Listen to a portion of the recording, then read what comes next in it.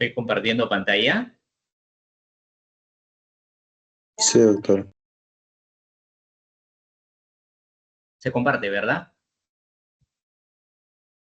Sí, doctor. Sí, sí se ve, doctor.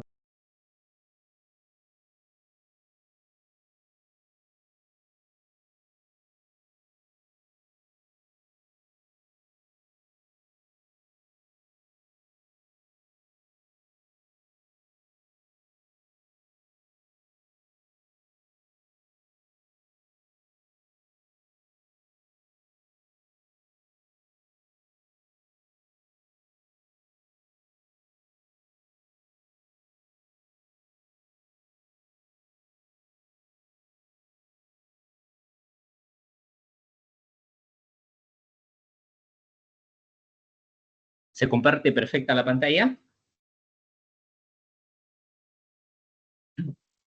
Sí, doctor. Ya, muy bien.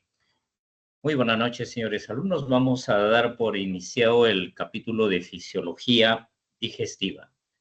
El primer tema está relacionado a hormonas y péptidos gastrointestinales y motilidad gastrointestinal. El estudio de las hormonas en la parte médica, digestiva sobre todo, se inicia alrededor de 1903-1905, cuando haciendo estudios de la mucosa del intestino, se encuentran dos productos a los cuales se les denominó inicialmente la secretina y la gastrina. Secretina porque estimulaba la secreción a nivel gástrico y a nivel intestinal. Y al otro se le denominó la gastrina porque se veía de que exclusivamente en esos momentos solo estimulaba al estómago. Después de este evento, prácticamente en el transcurrir del tiempo se han sintetizado una gran cantidad de sustancias en el tubo digestivo, los cuales han sido ya progresivamente siendo sus estudios, identificándolos, y a muchos de ellos hoy en día tenemos como medicamentos alternativos frente a enfermedades. Cada una de estas sustancias tiene un mecanismo de acción. Estos péptidos o hormonas tienen un mecanismo de acción tipo endocrino. Entonces, el tipo endocrino, ya bien saben ustedes, es una célula especializada que produce un producto llamado hormona. Esto pasa a la circulación sanguínea y se va hacia las células blanco, donde va a ejercer su función. Otro mecanismo de acción es la vía paracrina, en la cual una célula endocrina especializada libera el producto hacia el intersticio, y este producto va a hacer efecto en las células vecinas y proximales. Una tercera vía es a través de la autocrina, es decir, la misma célula produce una sustancia y se va a autorregular en su funcionamiento. Una cuarta vía es la vía iuxtacrina. Esto significa de que la célula que va a producir esta sustancia va a estimular directamente hacia, en este caso, hacia el enterocito. En este caso va a tener una conexión con el sistema neuroentérico, o una pequeña porción también va a pasar hacia la circulación sanguínea. Este es el caso muy común cuando interactúa la célula en los mastocitos. Y por último, la vía neurocrina, en la cual una terminación nerviosa, al interactuar con una célula blanco, en este caso con el enterocito, va a modificar las funciones a nivel del enterocito a través de la liberación de un neurotransmisor. Las células enteroendocrinas muchas veces tienen una modificación muy especial, como es el caso de esto. Acá vemos una célula enteroendocrina, por ejemplo, que tiene una prolongación a distancia. Luego de algunas células va a entrar en interacción con las neuronas y también con la glía. Este tipo de comunicación muy compleja, eso se llama el conectoma intestinal. Y además, esta célula va a estar también en interacción con otra neurona de tipo eferencial, a través de la cual también va a ejercer función hacia determinados órganos o a determinadas células. Bien, entonces es muy complejo este sistema, a través del cual pues estas células endocrinas van a tener prolongaciones, se van a interactuar con un tipo de neuronas que van a captar un estímulo determinado y luego esto va a comunicarse con otra neurona para que envíe un impulso nervioso. Bien. Dentro de las hormonas y péptidos gastrointestinales, los más conocidos son de acción endocrina, neurocrina, paracrina y aquellos que son inmunitarios y yuxtacrinos. Acá tenemos los representantes, por ejemplo, quienes tienen función endocrina, la gastrina, colecistoquinina, motilina, secretina, el polipéptido insulinotrófico dependiente de glucosa. Dentro de los neurocrinos, desde la acetilcolina, el polipéptido intestinal vasoactivo, sustancia P, el óxido nítrico, colecistoquinina, la 5-hidroxitriptamina o serotonina también llamada, la somatostatina y el péptido relacionado con el gen de la calcitonina. Dentro de los paracrinos tenemos a la histamina, prostaglandina, somatostatina y también serotonina. Bien, noten que la serotonina tiene dos modos de tener efecto sobre un determinado órgano blanco. Los que tienen una acción inmunitaria yuxtacrina está la misma histamina, las citoquinas, una serie de especies reactivas de oxígeno y la adenosina. Cada una de estas sustancias van a localizarse en determinados órganos o en varios órganos. Acá podemos ver, por ejemplo, la célula G se va a localizar en el estómago y va a producir la gastrina. En el mismo estómago también está otra célula endocrina, la llamada la célula D, que va a sintetizar y secretar la somatostatina y dentro de ellas también el que va a sintetizar la grelina. A nivel del duodeno y I1 está la secretina, la célula S, la colecistoquinina, la célula I, el GIP, la célula K. El GIP este es el polipéptido insulinotrófico dependiente de glucosa, la somatostatina, la célula D, la motilina, la célula M. Y a nivel del intestino, tanto ilion como el colon, un polipéptido semejante al glucagón, tanto del tipo 1 como del tipo 2. Dentro de ellos también el polipéptido Y, la neurotensina y la somatostatina. Pueden observar que la somatostatina es una hormona que se produce a todo lo largo del tubo digestivo. En cambio, hay otras hormonas que están enteramente localizadas en un órgano. Bien. Dentro de las hormonas, vamos a ver, las más comunes, la gastrina, la colecistoquinina, la secretina, el GIP y la motilina. ¿Cuál es el estímulo fisiológico que lo va a inhibir o va a estimular su producción? Acá tenemos los principales estímulos. Por ejemplo, la secreción de ácido. Esto va a actuar a nivel de la gastrina, de la colecistoquinina, secretina. Entonces, si nosotros activamos a la gastrina y la colecistoquinina, tiene un efecto estimulatorio para la producción de ácido. Si se libera secretina o el GIP, estos van a tener una inhibición en la producción del ácido. En el vaciamiento gástrico, la gastrina disminuye el vaciamiento tan igual como la colecistoquinina, la secretina y el GIP. En cuanto a la secreción pancreática, es tanto gastrina, colecistoquinina, secretina estimulan y el GIP no tiene ningún efecto. Para la secreción del bicarbonato pancreático tenemos acá la gastrina, la colecistoquinina y secretina. Para el bicarbonato en la bilis, las tres primeras hormonas sintetizan. La motilina, para la motilidad, también vean que la gastrina y colecistoquinina van a estimular y van a inhibir la secretina y el GIP. Y así podemos ver nosotros en el crecimiento de la mucosa, es decir, manteniendo el trofismo y manteniendo también el trofismo del páncreas. La gastrina y la colecistoquinina y la secretina tienen un efecto para mantener una homeostasis orgánica a nivel del páncreas. Estas 5 hormonas, las más representativas, ven que la gastrina se produce más en el estómago, pero a medida de que avanzamos al duodeno y al yeyuno, va disminuyendo su producción. La colecistoquinina se produce a nivel del duodeno y a nivel del yeyuno comienza a disminuir y prácticamente llega al ilion terminal, produciéndose cantidades mínimas muy semejante a la secretina. En cambio, el YIP y la motilina pueden observar que se producen desde el duodeno hasta el yeyuno y ambos producen a todo lo largo en iguales cantidades.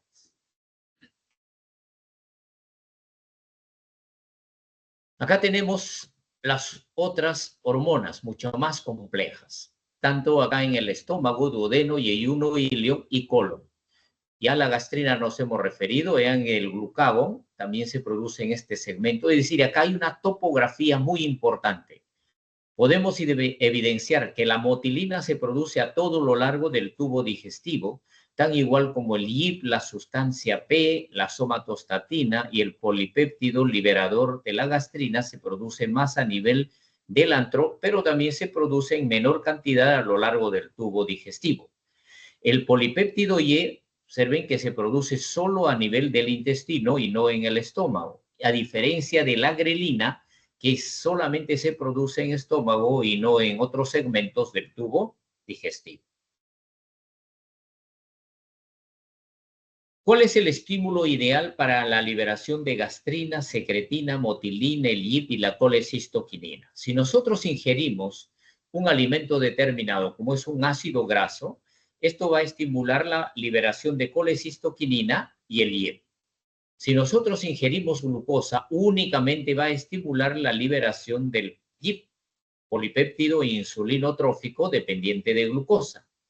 Si nosotros estimulamos el sistema nervioso, esto va a estimular la producción de la motilina y también la liberación de la gastrina, pero teniendo como intermediarios el neurotransmisor, la acetilcolina, y esto que va a favorecer la liberación del polipéptido liberador de la gastrina.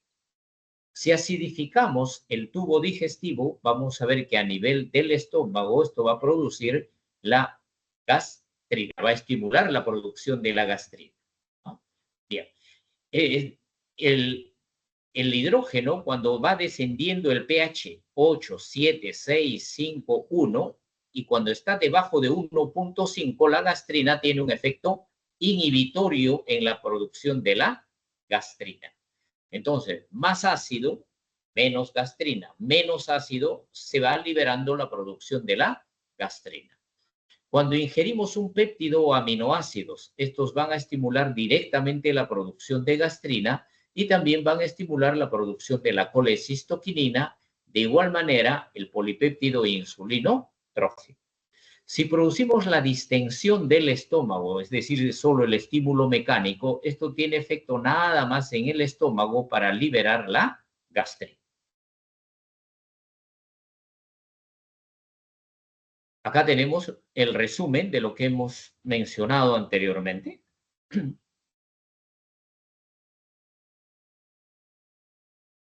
Dentro de las hormonas gastrointestinales, acá tenemos una lista de cada una de ellas: gastrina, colecistoquinina, secretina, malamotilina, polipéptido insulinotrófico. Ellos deben de tener un estímulo para la liberación, tienen que tener una célula blanco y tienen que tener un efecto primario, pero también pueden tener otras características. Este es el resumen de lo que vamos a ir desarrollando con cada una de las hormonas. Bien. Cuando se ha estudiado la estructura química de estas hormonas, se ha encontrado de que hay semejanza en su estructura en muchas de ellas. Y por ello se ha agrupado en las famosas familias hormonales. Por ejemplo, la familia de la gastrina colecistoquinina. Estas dos tienen algún parecido en su estructura química. Lo mismo sucede en la familia de la secretina. Dentro de ellas está la secretina, el YIP, el BIP, el glucagón. Dentro de la familia polipéptido pancreático, 3. Polipéptido pancreático, el polipéptido IE y el neuropéptido IE. Tiene en su estructura algunos aminoácidos que son semejantes. Dentro de las taquininas, la sustancia P, sustancia K, el polipéptido liberador de gastrina. La somatostatina es una única familia. Y dentro de la familia de los neuropéptidos está el polipéptido relacionado al gen de la calcitonina, todas las encefalinas, el neuropéptido Y, motilina, polipéptido IE, sustancia P y sustancia K. Y dentro de los factores de crecimiento, los más conocidos, el factor de crecimiento epidermal, el factor de crecimiento fibroblástico, el factor de crecimiento semejante a la insulina, el factor de crecimiento dependiente de la sustancia P, los factores de crecimiento alfa de tipo tisular, lo mismo del tipo beta. Acá tenemos la explicación. La secuencia de la colecistoquinina hasta su péptido 33. Si lo superponemos la estructura de la gastrina, vemos que entre la colecistoquinina y la gastrina tienen estos aminoácidos que son semejantes para las dos hormonas. La tirosina, metionina, la glicina, el triptofano, la metionina, la asparagina, la fenilalanina y tienen este radical NH2. Y comparten estos 5 aminoácidos que son los más importantes funcionalmente. Es decir, si nosotros tomamos solamente esta estructura que es idéntica a la gastrina va a actuar como tal como gastrina y también va a remediar los efectos de la colecistoquinina. Esto significa de que el resto de la estructura es secundariamente complementaria. Si vemos la estructura de la familia de las secretinas, acá tenemos, esta es la secretina con sus 27 aminoácidos. Y acá tenemos en qué aminoácidos coincide con el VIP. Y con el VIP coinciden 28 aminoácidos que van a ser, acá están los 1, ¿eh? El 1, el 2, el 3 y así van coincidiendo. Con el YIP en estos aminoácidos, en el glucagón que tiene 29 aminoácidos, de ellos estos son comunes. ¿Sí? Entonces hay una gran cantidad de aminoácidos que son comunes a dos hormonas. En este caso, secretina y VIP, acá tenemos los que comparten.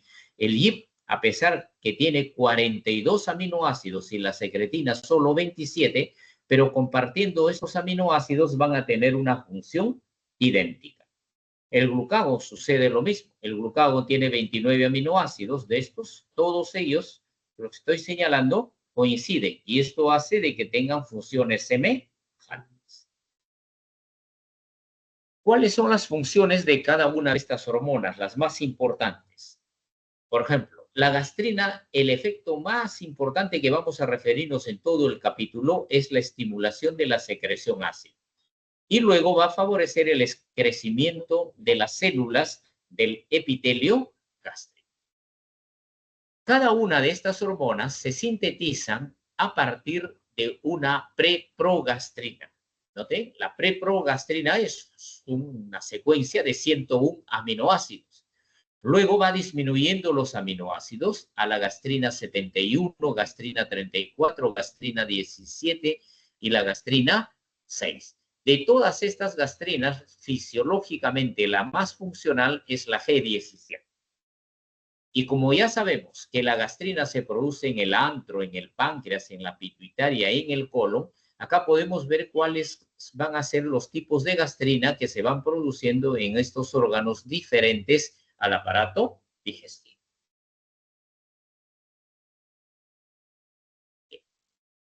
¿Cómo se libera la gastrina? ¿Cuál es el estímulo ideal para liberar la gastrina? Para liberar la gastrina, si nosotros ingerimos proteínas y aminoácidos, sobre todo fenilalanina y triptofano, vamos a estimular la producción de gastrina.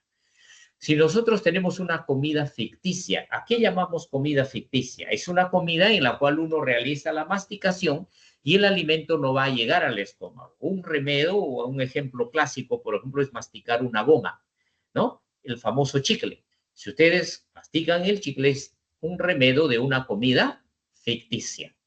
Si nosotros ingerimos calcio, magnesio, el paciente está con hipoglicemia, cuando se distiende el antro gástrico, sea por aire o por líquido, va a favorecer la liberación de gastrina.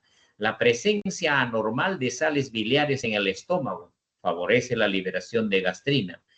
El café estimula la producción de gastrina, la epinefrina, el etanol y el factor liberador de la gastrina.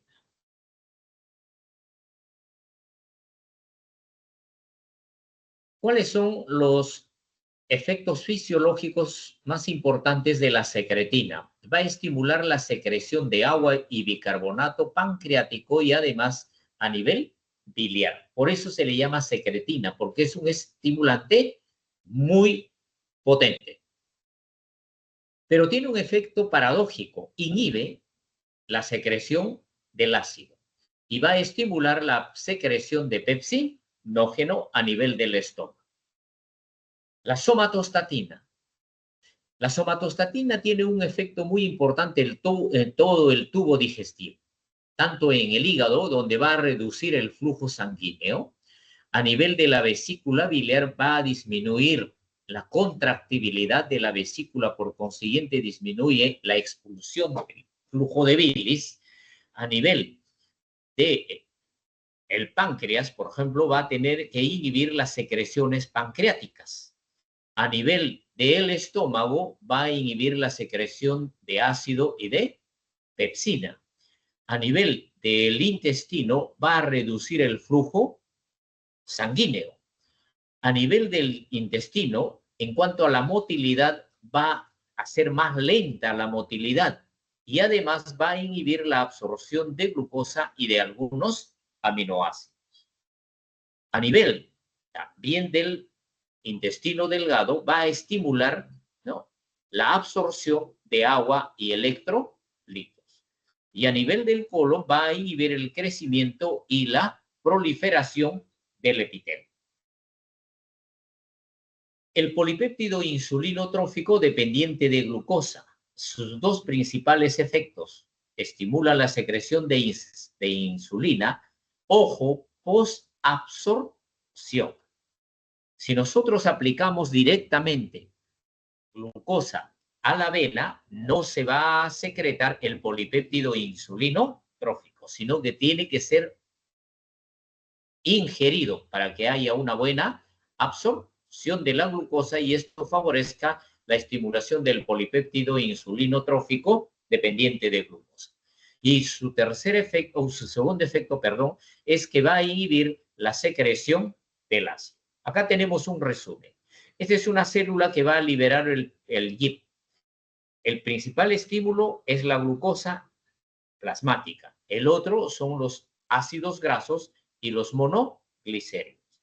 Los aminoácidos, estos son los aminoácidos más importantes.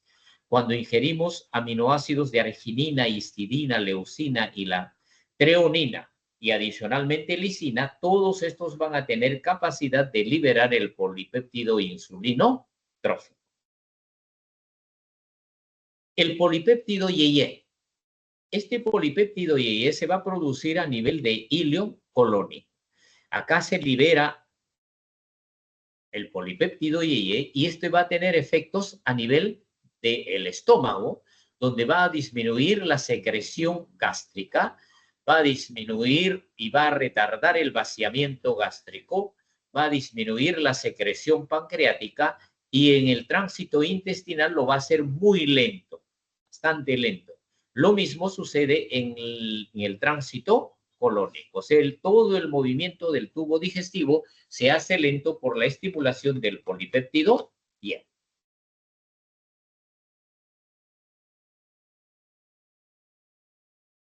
Esta hormona actualmente tiene muchas bondades en la medicina. Sus funciones se han aplicado tanto en endocrinología como en gastroenterología como en cirugía.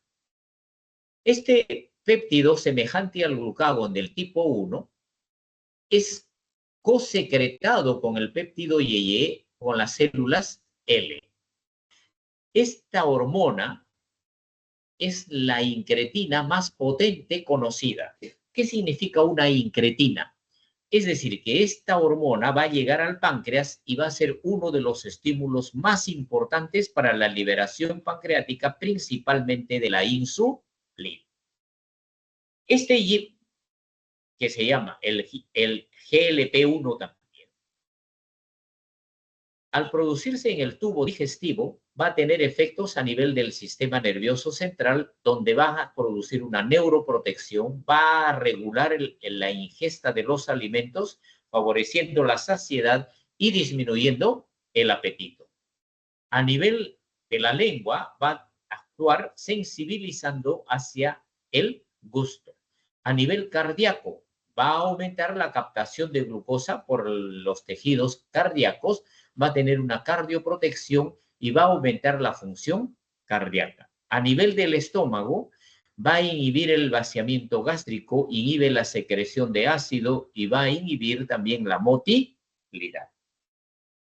En el tejido adiposo tiene un efecto lipogenético, adipogénesis, y va a aumentar la captación de la glucosa. En el músculo esquelético favorece la captación de glucosa y va a favorecer la generación de una microvasculatura muscular que irrigue mejor al músculo y le dé mejores funciones. En el páncreas noten el efecto importante que tiene. Aumenta la secreción de insulina. Todo tiene un efecto directamente sobre las células beta también. Va a haber una mayor expresión génica de insulina. Va a aumentar la secreción de somatostatina, disminuye la secreción del glucagón para compensar y favorecer la insulina.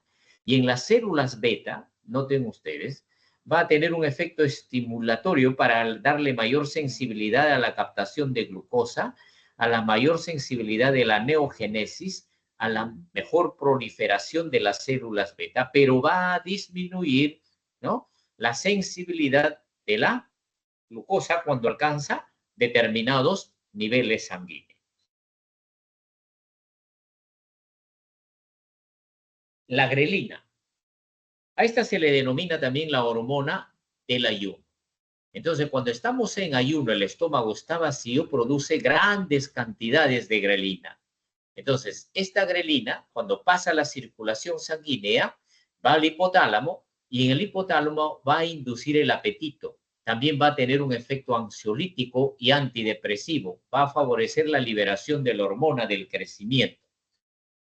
Cuando tiene un efecto sobre el hígado, favorece un aumento de la glicemia, pero en base a la glucogenólisis. La grelina va a regular también el sistema inmunológico, donde genera una menor producción de las citoquinas inflamatorias. A nivel del páncreas, va a disminuir la liberación de insulina y a nivel del músculo esquelético va a tener un efecto anticatabólico, es decir, es más proanabólico y va a tener menor resistencia a la insulina y menor estrés oxidativo. Acá tenemos un resumen de las principales hormonas, su localización, cómo va fluctuando con la ingesta de los alimentos. Acá es fundamentalmente para tener en cuenta de que cuando nosotros ingerimos los alimentos, también vamos a modificar la producción de las hormonas. Por tanto, estas hormonas tienen una producción con lo que todos conocemos con el nombre de un reloj biológico. Por ello, nosotros debemos de ingerir los alimentos en un horario adecuado. Si nosotros alteramos mucho la ingesta del horario de los alimentos, vamos a descompaginar el funcionamiento adecuado en la producción de todas estas hormonas. En resumen, la gastrina tiene dos efectos. Tiene un efecto trófico sobre la mucosa del epitelio gastrointestinal, aumenta la secreción del ácido.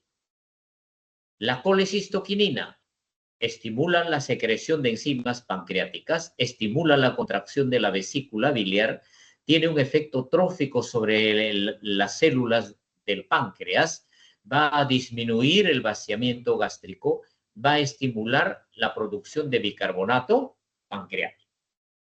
La secretina inhibe la secreción del ácido, estimula el trofismo de las células pancreáticas y va a tener un efecto estimulatorio en la secreción del bicarbonato pancreático. Y a nivel hepático, lo mismo, pero en menor potencia. Y por último, el IP, que es el exclusivo para estimular o aumentar la liberación de insulina a partir de las células beta.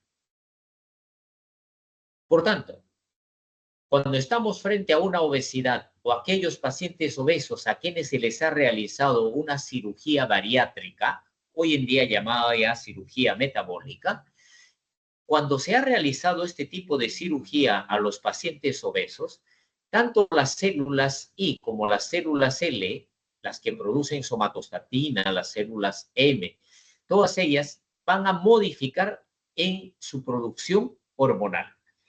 Todas estas variaciones hormonales que estaban en el paciente obeso, cuando es operado, se modifican.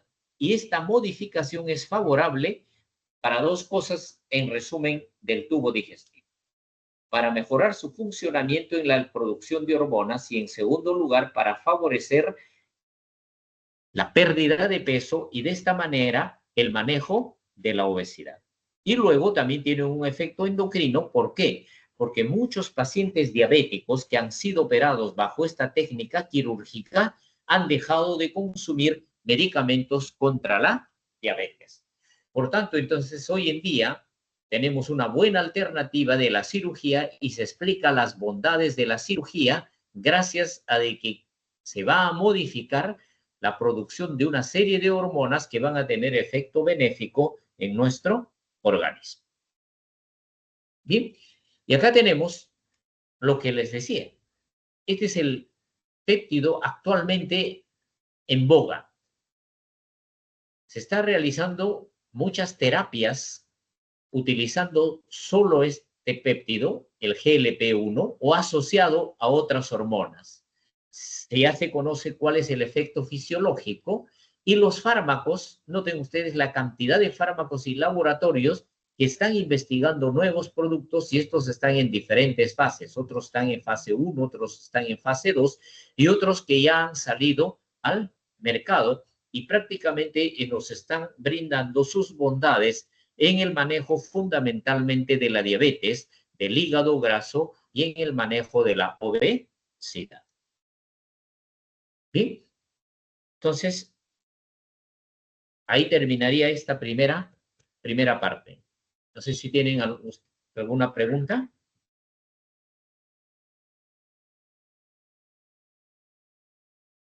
¿Alguna pregunta, señores alumnos? Buenas noches, ¿me copia?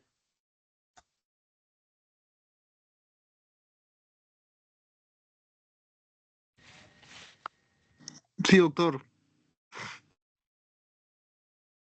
Diego, Piero. Bien, ¿alguna pregunta? Sí, doctor. Todo claro por el momento, A ver, doctor. Piero, por favor, mejore su audio, por favor, que no le copio muy bien.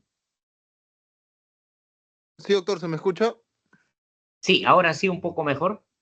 Sí, Hable decía un que poco todo más fuerte, claro. por favor. Sí, decía que todo claro, doctor. Ya, ok. Bien, entonces pasamos al segundo tema. Voy a compartir pantalla. Ustedes me informan si estoy compartiendo pantalla, por favor. Se visualiza bien, doctor. Ya, ok. Bien, el segundo tema es hablar de la motilidad desde el esófago hasta el intestino. Es decir, todos los movimientos que se generan en estos órganos, cómo son regulados, cómo son modulados y qué función van a realizar.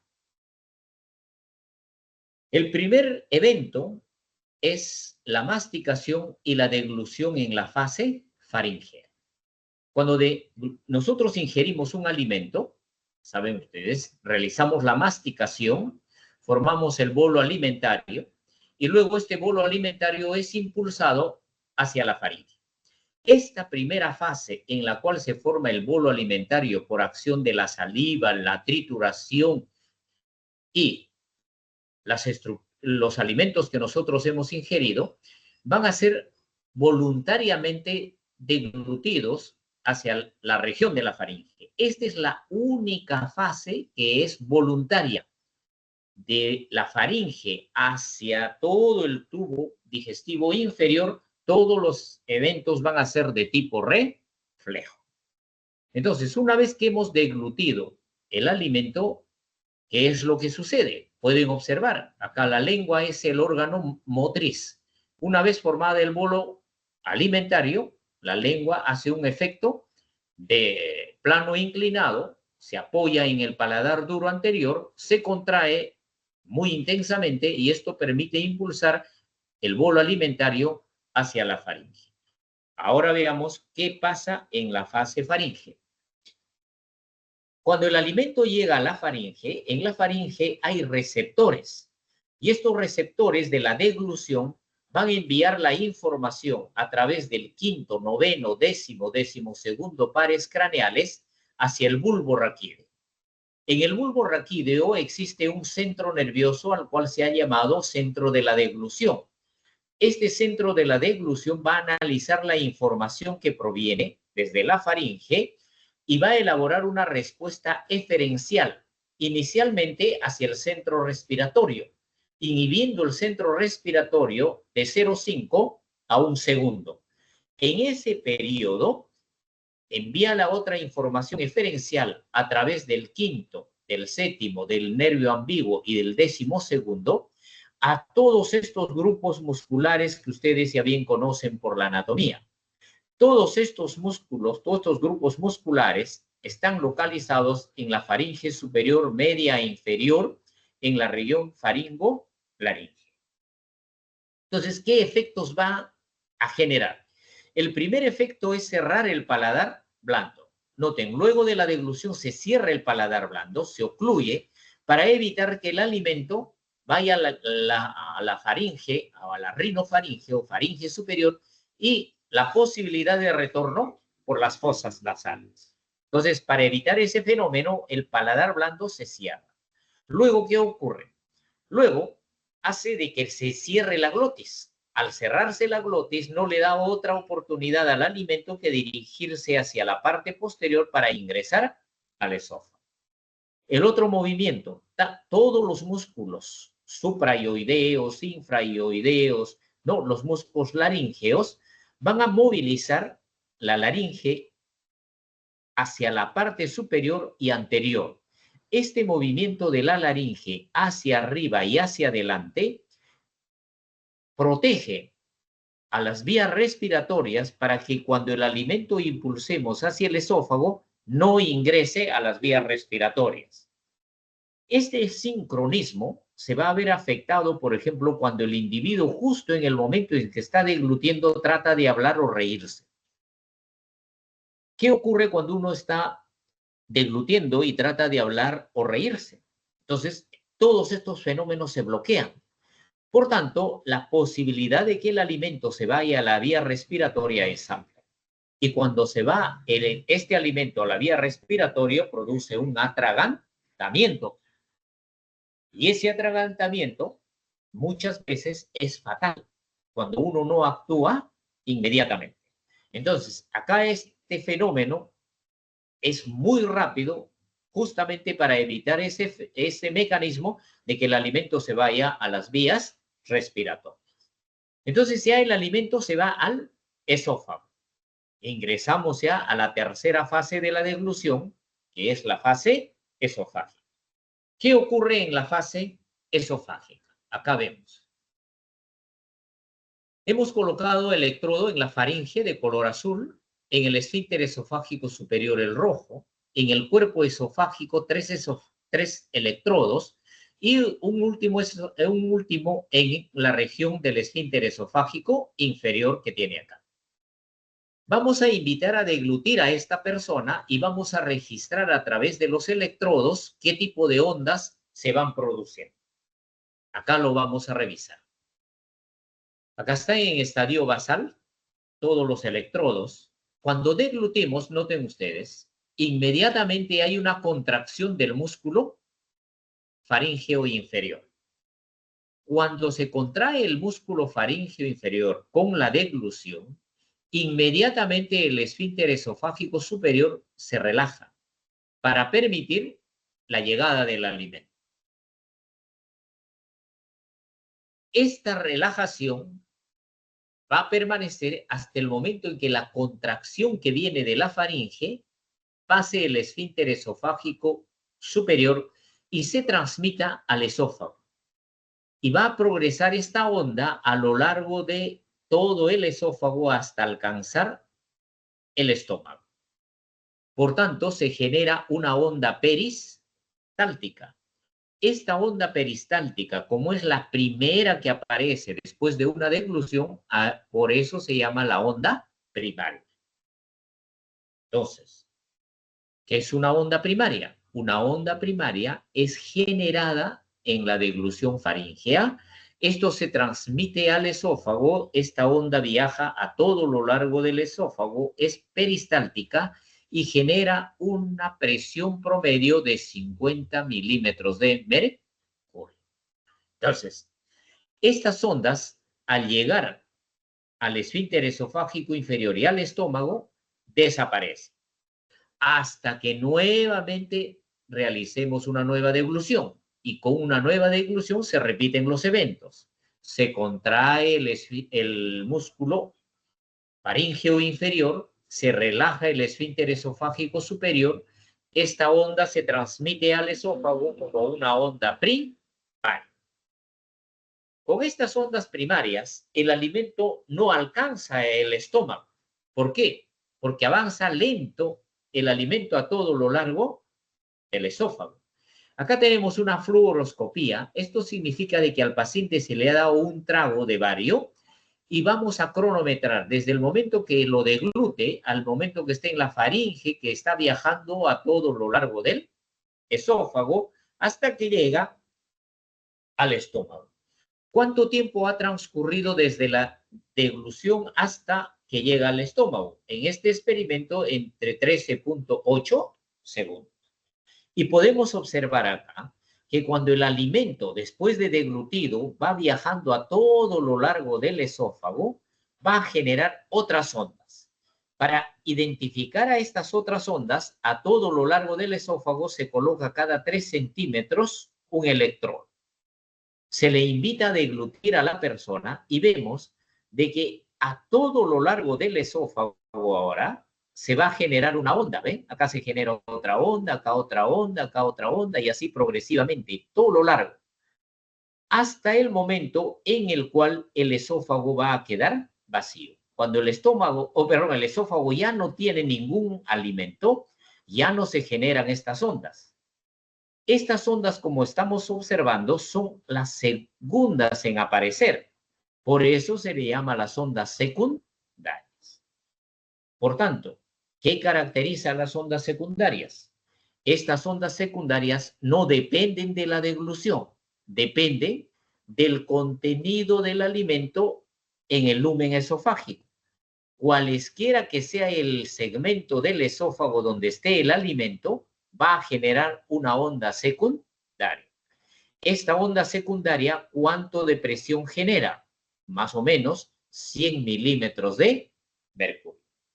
Por tanto, decimos que las ondas secundarias son más potentes que las ondas primarias y son las encargadas de llevar el alimento desde el esófago superior hasta el estómago.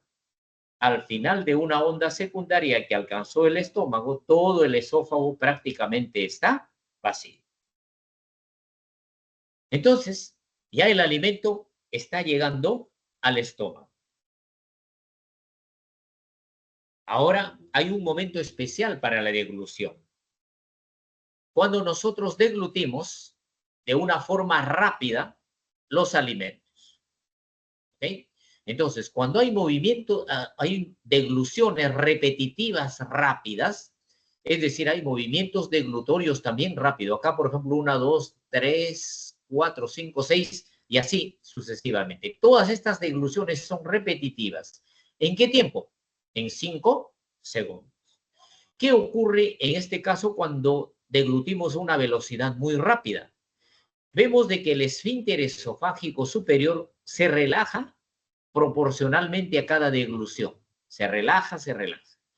Pero ¿qué ocurre en todo el cuerpo del esófago? Decíamos anteriormente que después de una deglución se relaja el esfínter esofágico superior y aparece una onda primaria. Y ven que en este caso, durante este periodo que hemos deglutido muy rápidamente, no hay ondas a todo lo largo del esófago. El esófago está estático.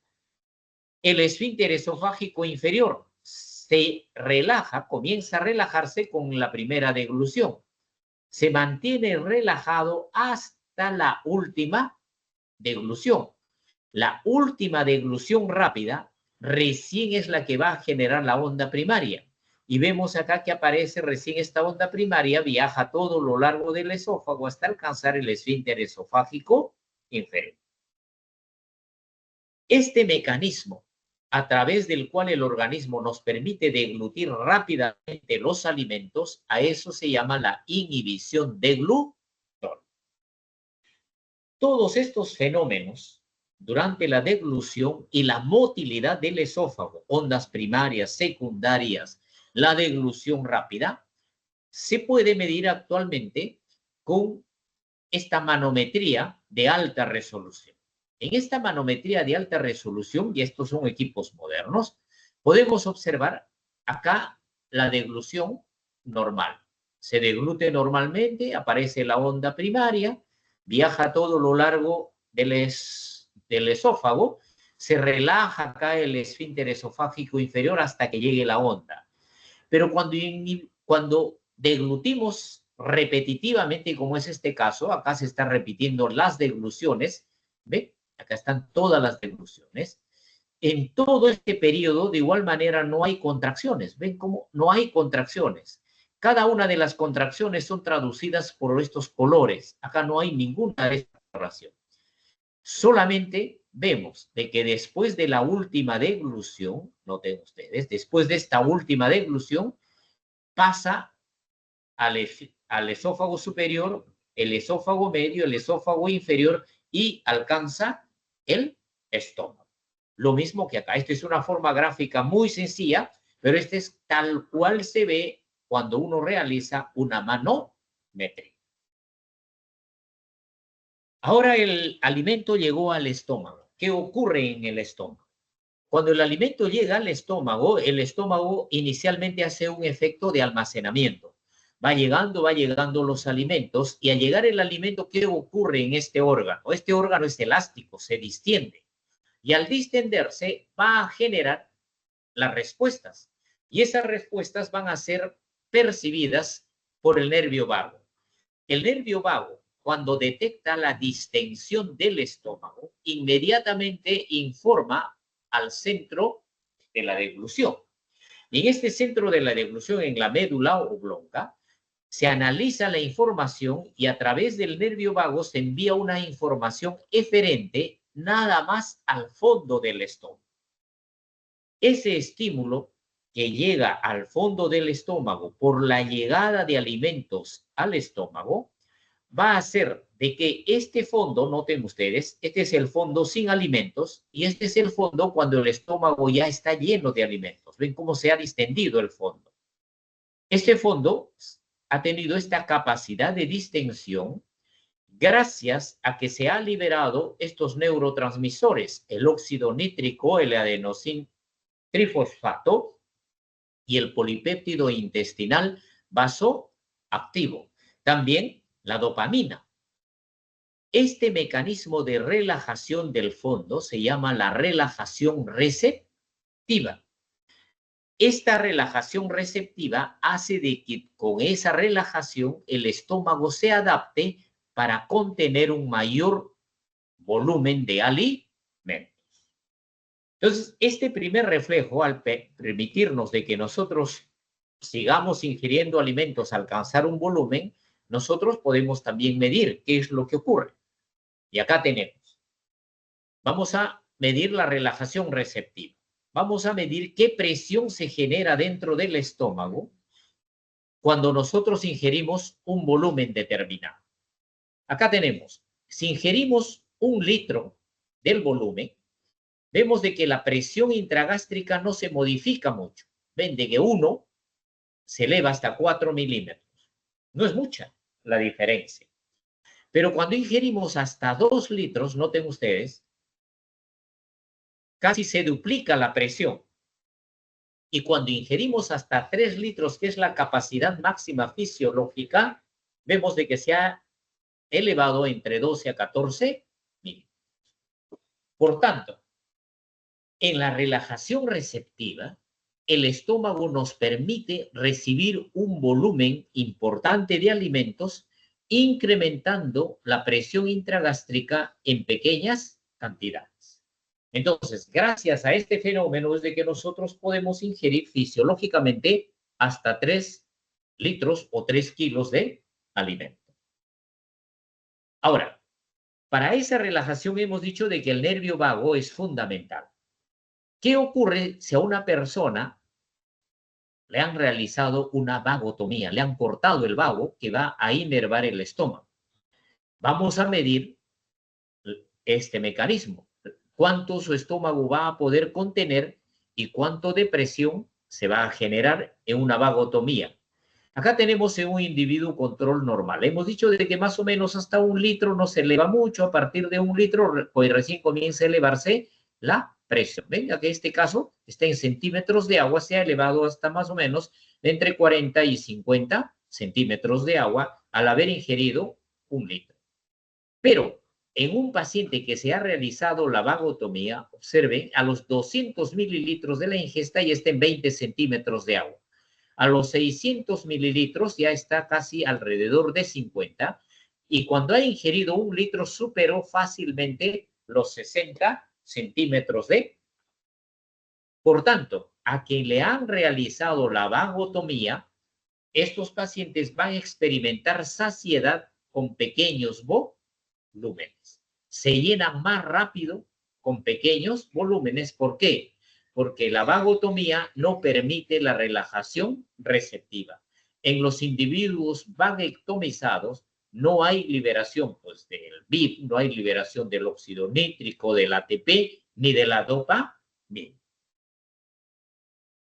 Basándose en este principio de que la distensión prácticamente va a favorecer de que ya no sigamos ingiriendo alimentos, es decir, genere saciedad, se ha ideado para los pacientes obesos el globo intragástrico o balón intragástrico.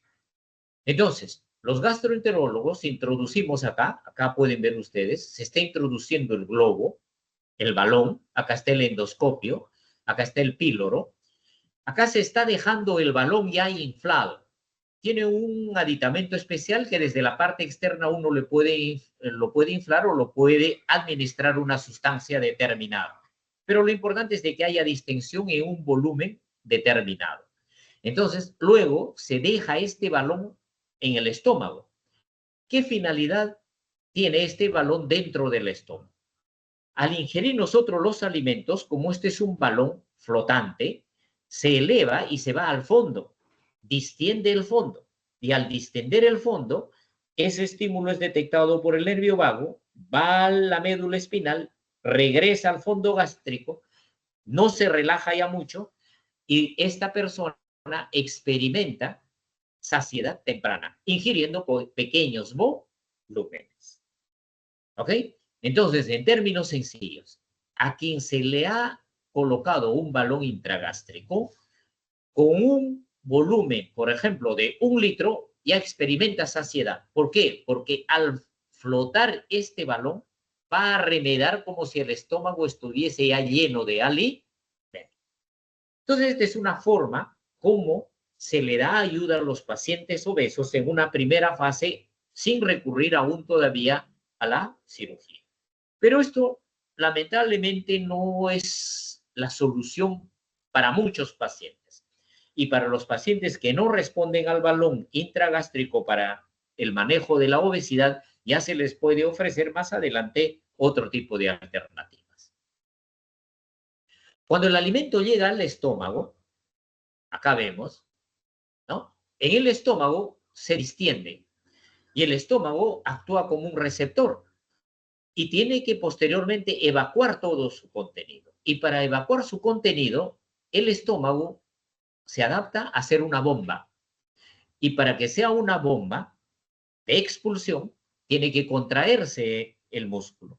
Y para que se contraiga el músculo, tiene que haber un estímulo nervioso. Entonces, ¿cómo en el estómago se generan esas contracciones? Esas contracciones son libres de la inervación del nervio vago. Entonces, ¿dónde está la explicación? Para ello, se han colocado electrodos acá a lo largo del estómago. En el fondo, tercio superior del cuerpo, tercio medio del cuerpo, tercio inferior del cuerpo, antro distal y antro proximal. Y se ha conectado a un electrofisiógrafo en el cual vamos a estar identificando la generación de ondas. Cuando hemos ingerido el alimento, vemos de que el electrodo 1 no genera actividad eléctrica. Es isoeléctrico este trazado. En el electrodo 1